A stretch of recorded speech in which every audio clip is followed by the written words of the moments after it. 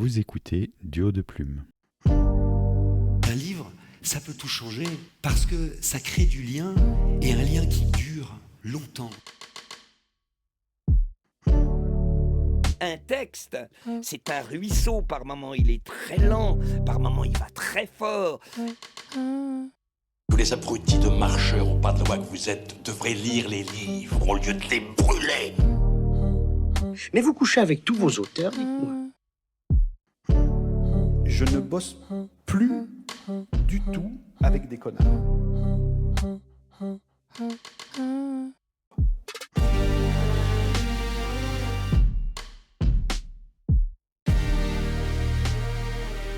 Bienvenue sur Duo de Plume, je suis Cyril. Je suis Catherine. Salut Catherine, aujourd'hui on a prévu de parler des supports de lecture, c'est-à-dire les vrais livres, les livres papier, les e-books et aussi les livres audio. Est-ce que toi qui publies dans plusieurs genres, qui publies dans les maisons d'édition traditionnelles et aussi du côté indépendant, tu publies donc du brochet et de l'e-book, sauf erreur. Tu fais pas encore d'audiobook, mais ça va venir. Je crois qu'il y a un projet qui traîne. Oui, il y a un projet qui traîne. Mais est-ce que en tant que lectrice, tu traînes dans un fond de tiroir? Il traîne. D'accord, c'est bien. Mais en tant que lectrice, est-ce que toi, tu as des préférences par rapport à ça? Alors, ça dépend, je dirais, ça dépend du contexte. J'ai une liseuse. J'ai acheté, alors comme beaucoup de gens, je pense, j'ai acheté une liseuse au départ dans une perspective de voyage parce que je préparais un voyage aux États-Unis en 2018. Et j'étais à ce moment-là en train de lire, je ne sais pas si tu connais le passage de Justine Cronin. Je ne sais pas comment on prononce, Justine Cronin, je ne sais pas, enfin, c'est quelque chose comme ça. C'est une trilogie. Chaque tome doit faire approximativement 1000 pages. 1000 pages. Et écrit en papier Bible, mais 1000 pages quand même. Et j'en étais au premier tome et j'étais extrêmement accrochée. C'est d'ailleurs une trilogie que je te recommande, c'est vraiment sympa, du fantastique. Donc tu voulais pas voyager avec 6 kilos de livres dans ta valise? C'était un peu l'idée, et je me disais, comme on partait 15 jours, que j'allais quand même certainement dans l'avion lire le tome 2, voire le tome 3. Et je me suis dit, ok, je franchis le pas, j'achète la liseuse. Donc j'ai acheté la liseuse, j'ai pris effectivement le tome 2 et le tome 3, et bien m'en a pris parce que je leur ai fait un sort pendant le séjour et notamment le voyage. Et depuis, alors évidemment, je lis en numérique, mais finalement, pas tant que ça. Essentiellement de l'auto-édition. Donc ça veut dire que si tu as le choix, tu vas préférer la version brochée? Ou un papier en tout cas? Oui, je crois. En fait, pourquoi? en y réfléchissant. Parce que je trouve que le livre papier est quand même... est plus agréable. Alors, il y a aussi une composante. Alors, très souvent, je disais qu'en liseuse, je lis pas mal de mes collègues auto-édités parce qu'il y a l'immédiateté. C'est vrai que par opposition au brochet où tu dois te rendre en librairie, faire la démarche, donc il faut que ce soit en journée, que la librairie soit ouverte, que tu puisses y aller, etc. Tandis que en e-book, tu appuies sur un bouton et tu as le fichier qui est immédiatement téléchargé sur la liseuse. Donc finalement, quand on discute avec mes petits copains auto-édités, puis que je vois qu'ils font une sortie, hop, j'achète leur livre. Et puis je l'oublie. Parce que le problème, c'est que tu ne le vois pas. Alors que dans ta bibliothèque, quand même, tu les vois, les livres. Et ça, moi, ça me pose un souci. Je sais plus ce que j'ai dans ma liseuse et j'y vais assez rarement, finalement. Il y a même des titres, quelquefois, où je me dis « Ah tiens, ça a l'air bien ». Et je vais pour l'acheter et puis ça me dit « Non, il est déjà dans ta liseuse ». Et là, je dis « Ah ouais, effectivement ». Donc, voilà. Truc et astuce de liseuse. Vas-y. Tu peux te créer une pile à lire et donc le prochain qui te propose, c'est le prochain dans la liste.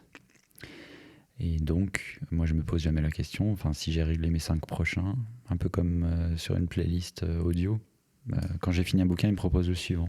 Ah oui, mais moi, moi, c'est pas possible parce que je sais pas lequel j'aurais envie de lire et dans quel genre j'aurais envie de lire. Et donc, au contraire, moi, j'adore, et même en brochet, c'est pareil, j'adore être devant ma monstrueuse pile à lire et me dire celui-là, oh bah non, peut-être celui-ci, oh bah et puis celui-là, j'avais oublié. Et tu peux pas faire ça sur la liseuse. Parce que toi, c'est quoi tes habitudes en tant que lecteur? Alors, je crois comprendre que tu as l'air super organisé avec ta liseuse. Non, c'est beaucoup dans la démonstration. D'accord, que Mais du non, flan. mais c'est pareil pour mes écoutes audio. Au moment où tu décides de ta liste de choses à écouter, tu es dans une certaine humeur et elle varie. Et au moment où tu arrives au morceau en question, ou bien au livre en question, tu as envie de lire autre chose. Donc je comprends tout à fait ton argument. Moi, mes habitudes sont un peu comme toi, dans le sens où ça dépend. Alors j'ai une liseuse, je l'ai depuis un certain nombre d'années. D'ailleurs, la batterie ne tient plus beaucoup. C'est indestructible ces trucs, mais la batterie, c'est probablement le point faible. Je vais lire plus particulièrement de la fiction sur la liseuse et de la non-fiction sur papier. C'est-à-dire que c'est dans le sens même où je ne peux pas lire de la non-fiction sur la liseuse parce que je prends beaucoup de notes. Je suis du genre à écrire dans les marges, à corner les pages, à souligner les passages, et donc et à revenir sur mes bouquins, sauf si s'ils m'intéressent pas, quoi. Mais donc c'est très difficile à faire, à mon sens, sur la liseuse. C'est possible, on peut surligner, on peut revenir sur des passages. Oui, mais c'est pas la même chose. Et puis tu peux pas feuilleter et puis te dire page 96, il y avait quelque chose qui m'intéressait. Et tu vois, il y a ce rapport matériel au livre papier qui est intéressant. D'abord, on a grandi avec ça, et toi et moi et la plupart des gens. On a maintenant les premières générations où les deux formats, les deux moyens sont disponibles. Mais toi et moi, on a grandi avec des vrais livres. Et je me sens bien dans une pièce où il y a plein de bouquins, etc. L'autre jour, j'étais sur un salon et on discutait avec un auteur et il me dit « Tu publies quoi ?» Je lui montre mon bouquin. Il le prend et le réflexe qu'il a, c'est de mettre le nez dans le livre et puis de faire tourner les pages vite pour sentir l'odeur du livre. Mais c'est marrant, sûrement, on me dit ça souvent, mais j'ai un odorat absolument déficient. Donc moi, je trouve que ça sent rien. Mais C'est vrai. Oui. Mais ça m'a étonné. D'abord qu'il le fasse sans Oui, c'est gêne, drôle. Ouais. Et ensuite, surtout parce que je fais ça et je croyais que j'étais le seul à faire ça, tu vois. Ah non, j'ai souvent entendu des gens le dire. L'odeur. Donc, il y a quand même un rapport matériel intéressant au papier, au livre, etc. Alors, c'est vrai, tu peux le prêter. Ce que tu peux moins faire. Alors, tu peux le prêter. Alors, le livre numérique, on touche le problème des DRM, les droits Digital Right Management, qui est un non-sens à mon sens. Pouf, en voilà une belle phrase. Ce qui est un non-sens. Pardon, cher auditeur. Pourquoi ? Alors, vas-y, explique ce que sont les DRM. Les DRM, ce sont des petits logiciels qui viennent se rajouter au livre numérique que tu achètes et qui vont t'empêcher de lire le livre numérique que tu as acheté, t'empêcher de le lire sur une autre liseuse, par exemple, ou de le passer, ou de le lire sur l'ordi après, et de reprendre ta lecture ailleurs, etc. Et puis en quoi tu trouves que c'est un non-sens ? Mais je sais pas, si tu compares au livre broché, si j'ai envie de te prêter mon bouquin, oui. Et je pense que ça va même pas choquer l'auteur. Moi, en tant qu'auteur, ce qui m'intéresse, c'est de gagner des lecteurs, pas de vendre 2 bouquins. C'est que 2 personnes aient lu le bouquin, ça m'intéresse, même si c'est le même exemplaire. Oui. Donc, mais de ce point de vue, oui, et c'est frustrant, effectivement, en tant que lecteur, de ne pas pouvoir... quand tu as beaucoup aimé un livre en numérique, de ne pas pouvoir le prêter. Moi, j'ai mon petit réseau de personnes à qui je prête, et ça, c'est frustrant, effectivement. Il y a ça, et il y a l'autre exemple. C'est comme si tu payes un objet qui ne t'appartient pas. Oui. Le meilleur exemple, c'est quand Amazon a décidé de retirer de toutes les Kindle pour un problème de gestion des droits. Donc, c'était les ayants droit de George Orwell. Ils ont retiré de toutes les Kindle le livre 1984. Ah ouais ? Ouais. Sans même informer les lecteurs. Donc, tu avais une Kindle au moment où ils ont fait cette décision. Si tu avais 1984 dans tes livres, il a été effacé à distance, sans ah ouais, ton consentement, je savais pas, je sans n'ai pas entendu cette histoire. Ouais. Et quand les droits ont été... quand la dispute autour des droits a été réglée, ils ont remis le bouquin. Alors moi, ça me pose beaucoup de questions d'acheter un livre. C'est comme si tu achètes un brochet et puis quelqu'un vient la nuit te l'enlever de ta bibliothèque pour une raison obscure, sans te prévenir. En gros, c'est du vol. Et c'est quelque chose que j'ai du mal à encaisser en tant que lecteur. Donc ce côté DRM, moi j'ai beaucoup de mal. Donc si j'achète un livre numérique et s'il est sous DRM, je vais beaucoup hésiter ou je vais le pirater. C'est-à-dire, je l'aurais acheté, mais je vais le déverrouiller. Il y a aussi le fait que je veux le lire sur d'autres plateformes. Si un jour ma Kindle tombe en panne, je veux pouvoir le lire sur... changer de liseuse, peut-être aller chez Kobo, peut-être aller chez un truc open source, sur une liseuse, sur ma Remarkable ou sur ma tablette graphique, whatever.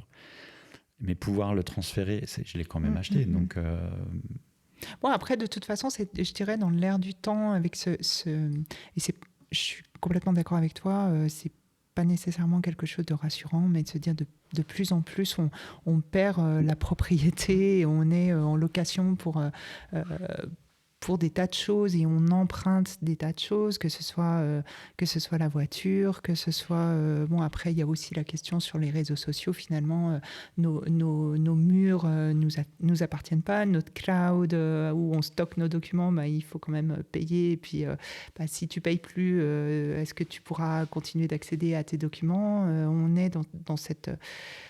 vraiment dans cette société où rien ne nous appartient plus et d'une certaine manière on ne fait pas attention. On peut faire des choix, mais c'est la tendance difficile. est vers ça, oui. Oui, et puis faire des choix, oui, mais du coup il y a plein de services ou de choses auxquelles tu ne vas pas avoir droit, parce que les livres ça existe encore, mais où il n'y a pas d'alternative pour avoir quelque chose qui soit pleinement à toi. Enfin, on digresse un petit peu comme d'habitude, mais... Non, mais c'est intéressant parce que ça touche aussi une idée qui est, on est dans le domaine de la culture, un peu comme dans le domaine de la connaissance, c'est quelque chose qu'on doit faciliter, doit partager. Je pense aux bibliothèques notamment. C'est difficile d'organiser du prêt d'e-books dans les bibliothèques, surtout avec des e-books sous DRM, c'est impossible. Oui. Donc il faut des dérogations spéciales, c'est vraiment difficile quand tu veux vraiment le faire. À ma connaissance, c'est même pas répandu à cause de cette problématique. Or, la bibliothèque, c'est ce qui permet à quelqu'un qui n'aurait pas les moyens, qui est grand lecteur ou grande lectrice, qui n'aurait pas les moyens de ses ambitions de lectrice, c'est-à-dire que c'est quand même cher d'acheter des livres régulièrement. Et la bibliothèque peut aider dans ce cas-là. Et du coup, ça pose la question, le rapport entre le numérique et le prêt de livres et de la bibliothèque. Tout à fait. D'autant que je dirais que sur la question qu'on pourrait se poser par rapport à l'auteur et par rapport au droit d'auteur dont tu parlais tout à l'heure, où finalement, si ton livre il est vendu une fois en bibliothèque et puis il est prêté 50 fois, mais tu as quand même des organismes qui versent, comme Proliteris en Suisse ou la Sophia en France, qui versent des comment on peut appeler ça, des sommes aux auteurs inscrits pour voilà, une compensation. Et je trouve que ça, c'est bien parce qu'effectivement, quand tu as un ouvrage qui... À la fois, je suis complètement d'accord avec toi sur le fait de l'accessibilité à la culture et à tes œuvres. Et puis, d'un autre côté, c'est pour les auteurs, c'est des manques à gagner sur des ventes qui ne sont pas faites. Donc, il y a cette compensation, c'est quand même intéressant pour tout le monde, je pense. Oui, absolument. Absolument. Et puis l'audio. Parce que là, l'audio est quand même, je trouve, un médium qui émerge de plus en plus. Est-ce que tu en consommes Alors, des podcasts, oui. Mais c'est pas la même chose. Mais la fiction, voilà, audiobook. L'audiobook, j'en consomme pas du tout. J'ai 2 problèmes par rapport à ça. Je pense que je lis plus vite que je n'écouterai un audio. Donc, il y a ce rapport... c'est vrai. Ouais, je jamais pensé de cette manière-là. Mais tu prends un pavé de 600 pages, un grand thriller, grand dans le sens long. Ce que j'aime particulièrement lire, c'est une 20aine d'heures d'audio, à minima. Oui. Et je ne vais pas mettre 20 heures à le lire.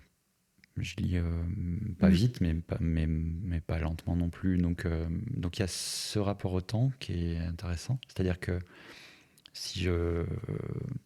Alors tu vas me dire, en même temps, l'audio, je peux le faire dans la voiture, par exemple, C'est exactement sur ce des que je vais te trajets. dire. C'est à des moments, l'avantage de l'audio, et moi, c'est en tout cas comme ça que je l'utilise.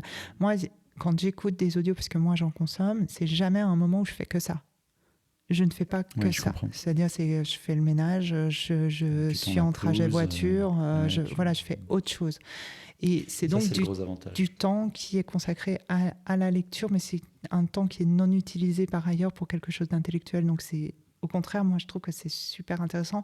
C'est pour moi, excuse-moi, je t'ai coupé, mais Non, c'est non. juste pour dire, c'est complémentaire à mes autres modes de lecture. Je n'aurais pas que celui-ci, mais il vient s'ajouter en vérité. Donc Par ça, contre, c'est un alors, argument. Mais tu avais un deuxième argument. Non, oui, j'y reviendrai, mais du coup, dans mon usage, ça limiterait l'audio à la fiction. Moi qui écris dans les marges, Oui. c'est difficile à faire avec un livre audio de non-fiction. Donc, il y a Oui, ça. alors c'est vrai, alors on en parlait en off tout à l'heure, et effectivement, moi c'est drôle parce que j'ai la logique inverse, parce que moi j'écoute pas mal de non-fiction en audio. Alors certes, j'ai le problème que tu évoquais, je le rencontre, c'est-à-dire que quelquefois il y a certains points qui sont soulevés dans l'audio où je me dis ça il faut que je creuse, que je vérifie, que je me documente, ou bien moi j'écoute aussi du développement personnel, donc des fois il y a des petits exercices ou des choses à écrire. Et bien évidemment quand je suis au volant de ma voiture c'est un tout petit peu compliqué de faire l'exercice préconisé. Voire dangereux. Oui, non mais je ne le fais pas. Voilà, ne le faites pas non plus. Rassure-nous. Oui, je rassure. Mais à contrario, il me semble que ce sont des livres, enfin l'équivalent des livres de non-fiction que j'ai aussi dans ma bibliothèque, notamment en papier. Je ne vais pas au bout en général. Parce que quand j'ai du papier, moi, j'aime lire de la fiction. Mon temps de lecture avec un livre dans les mains, c'est de la fiction. Donc après, ce sont des habitudes. Hein, mais l'audio, je trouve, est quand même un médium qui me plaît beaucoup en tant qu'auditrice. Du coup, on va pas dire lectrice. Je trouve que l'audio peut apporter tellement plus, parce que tu peux principalement mettre des bruitages, voir des musiques, mettre une ambiance, je sais pas, une scène qui se passerait dans un café, tu aurais un bruit de café parisien, Voilà. tu vois, ce genre de choses qui t'aident à mettre dans l'ambiance, et fortement, parce que le cerveau est fait pour ça, sur le storytelling. Donc il y a ces gros avantages, mais j'ai l'impression que la plupart des livres audio n'atteignent pas ce niveau de qualité de production, parce que ça a un coût certain à produire, et du coup ça rend le livre cher. Oui. À moins que tu sois abonné à une plateforme, mais... Oui, alors moi je suis abonnée à une plateforme, effectivement, donc quel que soit moi je paye une somme mensuelle qui me donne droit à un crédit, et comme je n'ai pas ce seul support, un crédit, ça me va, d'autant qu'il y a, pour ne pas la citer, je suis sur Audible, et il y a certains livres qui sont accessibles avec un crédit, donc un crédit par mois. Et il y a aussi maintenant une formule d'abonnement qui te donne droit à l'écoute illimitée d'un certain nombre de titres dans le cadre de ton abonnement. Dans un certain catalogue. Oui, absolument, absolument. Mais finalement, on trouve dans le catalogue, enfin moi en tout cas, je trouve des choses qui me plaisent, donc j'écoute plus d'un titre, et notamment des titres dans l'abonnement. Donc c'est assez intéressant, et puis la somme finalement est fixe, donc ça revient pas en tant que lectrice, ça revient pas si cher que ça en fin de compte. Et à contrario, effectivement, j'ai écouté assez peu d'audio, comme tu dis, qui avait aussi toute une atmosphère immersive, des voix différentes, on en etc. trouve peu, il y en a parce peu. que c'est cher à produire. Ouais. Il y aura Emma Paddington bientôt. Oui. Mais raconte-nous ça, si c'est possible un petit peu de... Comment tu fais pour discuter avec la narratrice que tu as choisie, des ambiances, des sons qu'il y aura, à quel moment, etc. Alors, moi, donc, effectivement, j'avais depuis un certain temps envie de disposer de Emma Paddington, ma saga auto-éditée, de la proposer du moins en audio. Et j'avais essayé avec pleine d'entrain et d'espoir et sans doute de naïveté d'aller dire à Audible qu'il fallait qu'ils m'achètent mes droits et qu'ils produisent ma série. Je l'ai fait avec Netflix aussi, j'attends. Mais, et puis j'ai réalisé au bout d'un moment, notamment suite au Salon des auteurs indépendants de Jupiter Phaeton, auquel je suis allée en octobre 2023. Elle a parlé de l'audio et puis elle nous a expliqué que c'était quand même d'un accès très difficile pour se faire produire par Audible. Et comme c'était vraiment quelque chose qui me tenait à cœur, je me suis dit que j'allais produire moi. Donc je suis passée par une plateforme qui met en relation les clients et les prestataires. Et j'ai trouvé... Donc t'es allée sur Fiverr, quoi. Voilà, pour tout dire. Non, mais tout d'un coup, je sais pas ce qui me prend. Je me dis, faut peut-être pas le dire. Non, on fait ce qu'on veut. Donc je suis allée sur Fiverr. Oui, non, mais c'est exactement ça. Je suis allée sur Fiverr. Enfin, ou plutôt exactement, mon fils m'a dit, tu sais qu'il y a un truc qui existe qui s'appelle Fiverr. J'ai dit, ah bon? Et en effet, j'ai eu plusieurs contacts avec des personnes, des narrateurs, des indépendants, puisque c'est le propre de la plateforme. J'ai fait faire des essais, exactement. J'ai envoyé, ils font sur 1000 mots, t'envoies 1000 mots ou 1000 signes, je sais plus, enfin, c'est pas très long, mais ça permet déjà de se rendre compte. Et puis, sur cet essai, j'ai trouvé une narratrice, alors d'une part, dont j'aimais bien la voix, et d'autre part, dont j'ai bien aimé le contact. Enfin, je crois que c'est comme toute chose, quand on décide de travailler avec quelqu'un, il faut quand même que le courant passe.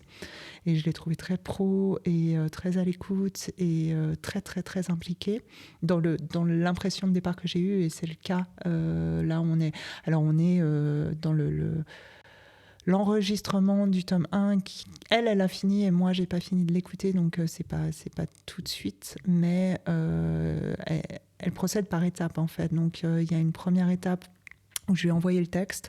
Elle l'a lu une fois et elle a fait des premières remarques sur justement des suggestions de là, je vais mettre telle ambiance, là, je pourrais mettre, par exemple, le télé. C'était ma question.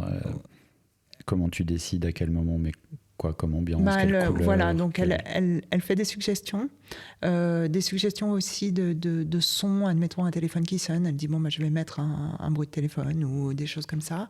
Donc elle me renvoie ça, je valide ou pas ces suggestions, j'en propose d'autres, etc.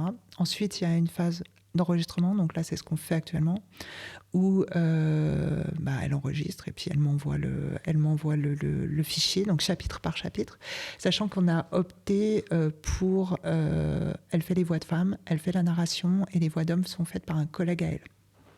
Donc, ce qui va permettre d'avoir des voix d'hommes par un homme. À la limite de la pièce jouée, en fait. C'est un petit peu ça. Mais j'ai trouvé que c'était... Bon, c'est quelque chose qu'elle m'a proposé parce qu'elle le fait, puis elle a un collègue homme avec qui elle fait ça régulièrement. Et j'ai trouvé... Alors, je crois que ça dépend énormément du roman. Mon roman, il y a beaucoup de dialogues et beaucoup de personnages, et masculins et féminins, donc ça faisait sens parce que je trouve qu'une femme... ça peut être très réussi, une femme qui fait une voix d'homme, entre guillemets, c'est-à-dire qui fait la grosse voix dans les audios, quoi. Mais c'est pas toujours très convaincant. Ça peut aussi être très ridicule, donc ouais. Et puis, a fortiori, quand il y a beaucoup d'hommes, s'il n'y en avait qu'un seul, à la rigueur, on peut y aller, mais là, ça devient vraiment une performance d'acteur ou d'actrice, du moins, qui est délicate. Donc, finalement, la proposition de faire 2 acteurs est pertinente. Donc là, elle a fini les enregistrements. Donc là, moi, je les écoute. Donc c'est aussi très long parce que j'écoute avec, là aussi, un peu le stylo à la main. Et puis à chaque fois que j'ai une remarque, j'arrête l'enregistrement, je note le temps et je lui dis, là, c'est prononcé pas comme il faut. Là, il y a une pause qui n'est pas assez longue où il faut faire d'une autre manière, ou le rythme aussi, quelquefois. Donc c'est long. C'est un peu comme l'édition d'un manuscrit. Finalement, tu vas avoir un certain nombre d'allers-retours avant d'avoir le niveau de qualité que toi, tu veux. Quoi. C'est exactement ça. Alors, je ne sais pas comment ça se passe pour d'autres, mais en tout cas, moi, ce que j'apprécie justement chez elle, c'est que c'est extrêmement minutieux, extrêmement précis, et dans le contrat que j'ai signé, il n'y a pas de limite aux retouches, en fait, parce qu'elle veut vraiment, tout autant que moi, quelque chose Un de... travail qualitatif. Ouais, et ça, c'est extrêmement appréciable. Puis quand je serai arrivée au bout de mes remarques, je lui renvoie, elle va corriger les remarques que j'ai faites. Et après, elle fait le montage où elle rajoute les bruits et l'immersion, etc. Et puis, une fois que tout ça sera fait, elle me transmet le fichier prêt à mettre sur les plateformes, ce que je ne sais absolument pas faire. Donc, ce sera une autre découverte. Je te raconterai ça dans un prochain épisode. C'était ma question suivante, du coup. Alors déjà, merci de partager le processus. C'est très intéressant de voir comment tu envisages les choses. C'était ma question suivante, c'était la diffusion de ton audiobook, parce que ça rejoint mon argument contre, on va dire. Oui. C'est-à-dire que personnellement, j'aime pas les monopoles. Et moi, je pense que personne n'aime les monopoles, mais qu'on fait des entorses à nos valeurs pour pouvoir bénéficier d'un certain confort. Bien sûr. De savoir que t'es indépendante sur ce titre, Emma. Oui. Ouais. De savoir que tu vas laisser tes droits pour, je crois que c'est 70 ans chez Audible. Alors oui, mais en l'occurrence, dans les pays francophones, c'est pas le cas. Ce qu'il faut savoir, c'est que Audible, qui fait partie du groupe Amazon, a, alors pour les publier ton e-book sur Amazon, tu passes par une plateforme qui s'appelle KDP, et pour l'audio, c'est une plateforme qui s'appelle ACX. Cette plateforme n'est pas disponible dans les pays francophones. Donc, en d'autres termes, on ne peut pas produire nous-mêmes notre audio. On peut le produire, on ne peut pas le diffuser. On ne peut pas le diffuser, oui, pardon. On ne peut pas le diffuser. À moins d'aller créer une entreprise en Irlande ou aux États-Unis avec un siège social là-bas pour pouvoir diffuser. Ce qui est quand même on ne peut pas le diffuser, obstacle. Tu veux dire on ne peut pas le diffuser sur Audible? Oui, mais Audible, c'est quand même celui qui a le monopole, mais même sur les autres plateformes. Oui, mais alors après, si tu veux, au niveau des droits, ou en tout cas, ou sinon j'ai pas compris, mais je crois que c'est ce que j'ai compris, à partir du moment où moi, on est bien d'accord de tout ce que j'ai expliqué, c'est à mes frais, hein, c'est moi. Donc, ma prestataire, elle me laisse les droits de diffusion, c'est compris dans la somme, c'est-à-dire qu'après, le fichier, il est à moi. Effectivement, si je vends ou que je fais diffuser directement par Audible et que je passe un contrat avec Audible, alors je ne suis pas sûre que ce soit 70 ans, mais en tout cas, c'est 7 ans de sûr quand tu signes.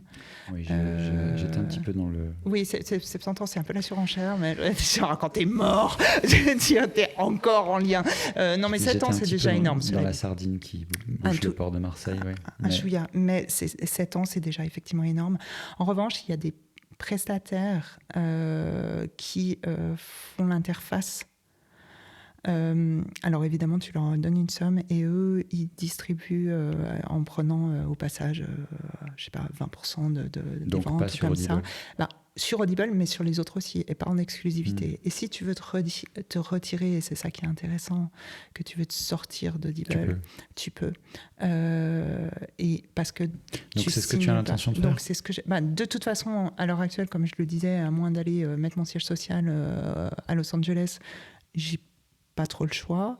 Mais de toute façon, c'est effectivement ce que j'ai l'intention de faire.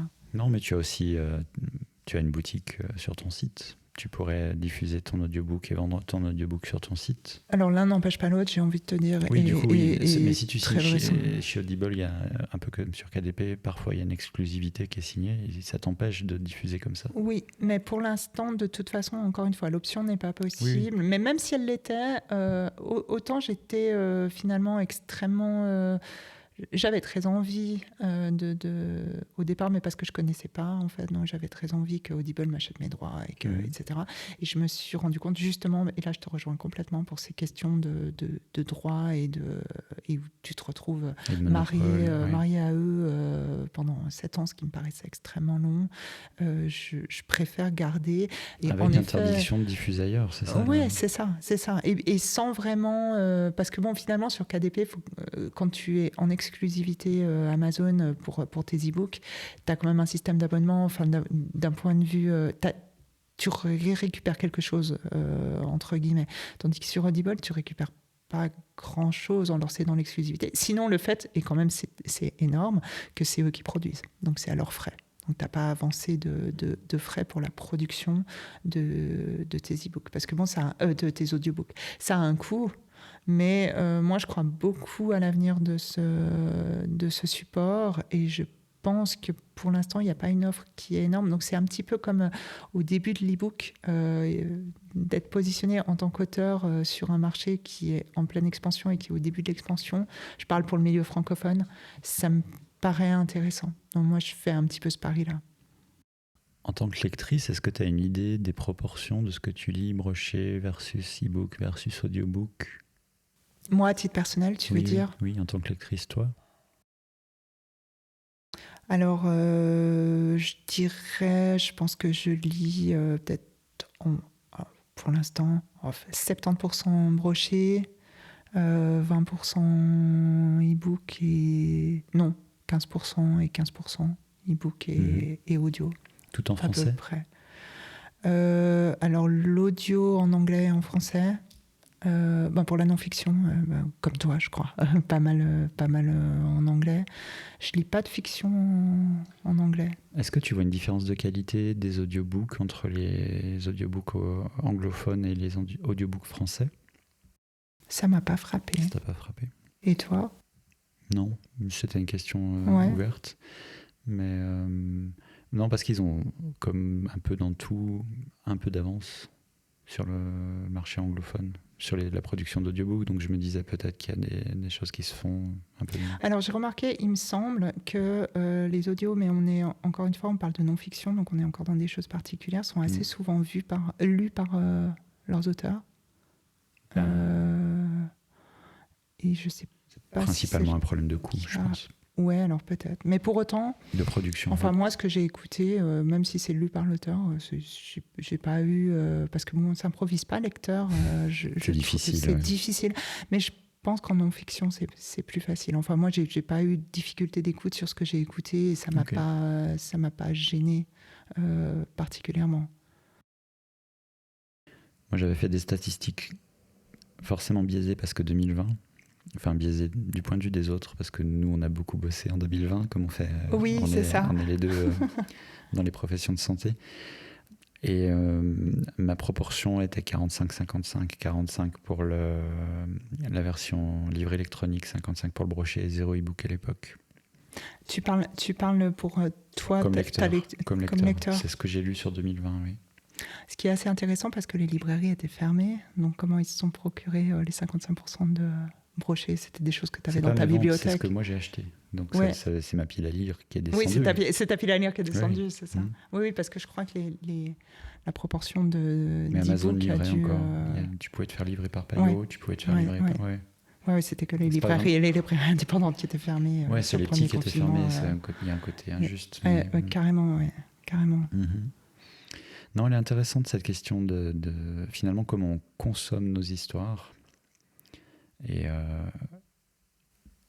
l'impact que ça a sur la lecture. La plupart des lecteurs que je croise en salon, ils sont en salon pour une raison, ils préféreront les brochets probablement, à part... Bien sûr, mais il y a un biais de sélection, je dirais, parce que comme tu dis, ceux qui vont en salon, c'est ceux qui ont envie d'avoir le livre objet. Mais moi qui suis indépendant, je vois que je vends plus d'e-books que de brochets, par exemple. J'ai l'impression que le marché, la tendance... Mais pareil, je vends que de la fiction. Et je vends dans un genre particulier. C'est là où j'ai mes plus gros chiffres et donc que je peux faire des espèces de statistiques, une étude scientifique. Oui, mais parce que toi, t'es magique. Toi, moi, je suis nulle en statistiques. Moi, je sais pas combien je vends. Elles sont fournies par les plateformes sur lesquelles tu diffuses. Oui, c'est vrai. Mais tu peux comparer et je sais que je vends beaucoup plus. Mais ça tient aussi au fait de ces abonnements dont tu parlais tout à l'heure. C'est-à-dire que tu peux être abonné et en tant qu'auteur, on est payé à la page lue, enfin un équivalent, quoi. Oui. Donc, quand tu factorises ce comptage-là, oui, c'est beaucoup plus en numérique qu'en broché. Oui, alors après, certainement. Alors moi, c'est un petit peu différent, mais parce que je suis hybride et que selon mes titres, C'est un petit peu variable, mais après, je pense que c'est extrêmement corrélé à la présence en librairie. Et à partir du moment où... Parce que bon, le fait que les livres brochés soient disponibles, mais s'ils sont finalement que sur Amazon, et par le fait pas en librairie, parce que les deux sont souvent un peu incompatibles, parce que les libraires... En tant qu'indépendant. En tant qu'indépendant. À ce moment-là, c'est vrai qu'il y a nécessairement moins de ventes en broché. Enfin, je pense qu'en effet, on est plus en numérique. Moi, après, alors, en termes de statistiques, honnêtement, j'en sais rien. Mais je pense que j'ai quand même pas mal de ventes en broche. T'es un petit peu trop hybride pour savoir, pour faire des chiffres complets. Parce mais que c'est il y a beaucoup de difficile, décalage hein, entre ce que tu fais du côté indépendant et puis les chiffres que tu auras l'année d'après par la maison d'édition. Exactement. Coup, et puis j'ai des biais, et puis j'ai encore plus de biais parce que moi en jeunesse, il n'y a pas de version numérique sur, par exemple, Oiseaux Suisses. Sur les frissons suisses et horreurs suisses qui sont sur mes deux collections actuelles, il n'y a pas d'e-book. Mais en revanche, je sais qu'il y a beaucoup de ventes en broché parce que c'est une collection qui fonctionne très bien et qui est très, très visible en Suisse et très implantée en Suisse. Donc là, il est sorti il y a quelques mois. Ils sont sortis il y a quelques mois. J'ai pas non plus de chiffres, mais je pense qu'en termes de vente, ça se passe très bien. Après, sur mes titres en indépendant, j'ai quand même un certain nombre de ventes en broché, mais parce que je bénéficie aussi de ma visibilité en tant qu'auteur de maison d'édition. En tant qu'hybride et en plus multigenre, et ça devient difficile de faire la part des choses de qu'est-ce qui influe sur quel... c'est multifactoriel. Donc ça c'est... devient difficile. Absolument. Mais toujours est-il, je dirais, je ne sais pas si c'est le moment où on doit conclure ou pas. Pas encore. Tu es le maître du temps. Donc, mais je pense que les trois supports sont intéressants tant pour les lecteurs que pour les auteurs. Et je pense que... Enfin, je sais pas, t'es pas d'accord. Non, alors, oui, parce que tu faisais une grimace, donc je dis, mon Dieu, une conclusion sur laquelle on n'est pas d'accord pour redébattre. Je grimace parce qu'il y a un gros facteur qu'on n'a pas abordé dans tout l'épisode, c'est le coût. Et en général, à part les e-books des maisons traditionnelles, des maisons d'édition, en général, l'e-book est moins cher, l'audiobook est beaucoup plus cher et le brochet est entre les deux, ou alors il faut attendre le poche. Et tout le monde n'a pas la chance d'être édité en poche. Oui, ça c'est sûr. Donc il y a un coût d'accès qui est quand même à prendre en compte, et je pense que ça influe beaucoup sur l'essor du numérique. C'est aussi parce que c'est moins cher à mon sens. C'est moins cher quand on parle, et encore une fois, ça appelle comme toujours, un épisode appelle 25 épisodes de Duo de Plume à venir. Abonnez-vous. On va parler de choses intéressantes. Mais parce qu'effectivement, je pense que la vision est complètement différente entre des titres en édition indépendante et puis des titres en édition traditionnelle. On est, ne serait-ce que, parce que tu as raison sur ces questions de coût, les titres en édition traditionnelle, en général, il n'y a pas une grosse différence de prix entre le brochet et l'e-book. Donc, c'est vrai que on ne va pas prendre l'e-book pour faire des économies, ce qui peut être le cas en édition indépendante, mais ce qui est, à mon avis, intéressant parce que c'est un gros facteur de découvrabilité. C'est pas comme on dit. Tout à fait vrai. Ouais. Les e-books, même de maisons d'édition, sont quand même, alors à part certaines qui sont très élitistes, on va dire, qui font des choix commerciaux douteux de ce point de vue-là, mais ils sont quand même un peu moins chers que la version brochée. Ils sont beaucoup plus chers que les e-books d'indé. Ça, c'est sûr. Mais parce que, alors, choix commercial douteux, je nuance un petit peu parce que je pense que les maisons d'édition ont des coûts qu'on n'a pas, enfin, pour la distribution. Oui. Sur un e-book ? Oui, je crois. Alors, moi, j'en avais discuté de ce que m'avait dit une éditrice. Ouais, si, c'est pas. Mais nous, ça nous coûte rien. Pas au point de doubler le prix de l'e-book. Écoute, il faut qu'on se renseigne parce que moi, ce qu'on m'avait dit, voilà, je veux pas. Alors, c'est surtout que voilà, moi, j'avais une éditrice qui m'avait dit qu'il y avait quand même à chaque fois qu'elle publiait un titre en e-book, elle devait débourser 1000 francs. Voilà, donc je sais pas d'où ils sortent ces 1000 francs, mais non, mais je sais qu'il y a des coûts pour les Amazon maisons d'édition. Amazon sort les deux bouts Voilà. Donc, tandis que l'auteur indépendant, enfin, comme tu le sais, mais pour nos auditeurs qui ne sauraient pas, finalement, l'auteur indépendant, il peut sortir son e-book. Alors bon, c'est pas ce qu'on conseille parce qu'il y a quand même plein de frais qui sont souhaitables, mais il n'y a pas de frais. Et éventuellement, il n'y a pas de frais. En tout cas, il n'y a pas de frais autres que la production de ton livre. Ce que je veux dire, c'est si tu qu'après... as un livre de qualité, tu le publies gratuitement sur ces plateformes, effectivement. Exactement. Quelles qu'elles soient, que ce soit Amazon, Apple... ou Fnac.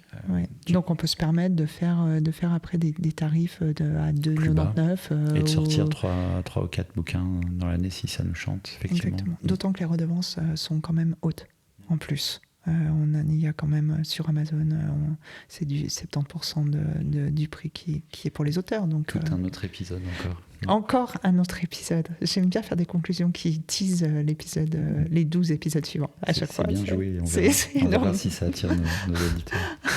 On espère en tout cas. Donc si on doit tirer une conclusion, on est quand même un petit peu des vieux de la vieille, c'est-à-dire qu'on a une petite préférence pour le papier, mais on reconnaît les côtés pratiques à la fois de l'audio, enfin des versions numériques, donc à la fois l'audiobook et l'e-book. Et finalement, le lecteur fait bien comme il a envie et ce qui lui plaît. Exactement. Et puis en tant qu'auteur, ça peut être bien d'offrir les 3 possibilités. Je pense que c'est intéressant. Pour essayer d'élargir au maximum son lectorat, au sens large du terme, ou son auditorat. On ne dit pas comme ça. Voilà. Merci Catherine. Merci Cyril. On retrouve nos auditeurs dans 15 jours. Avec plaisir, et d'ici là, n'hésitez pas à nous suivre sur les réseaux sociaux, sur notre site, à laisser des commentaires, des petites étoiles sur les plateformes d'écoute. C'est important pour nous et pour notre visibilité, pour que nous nous fassions connaître. Merci à vous. À bientôt. Au revoir.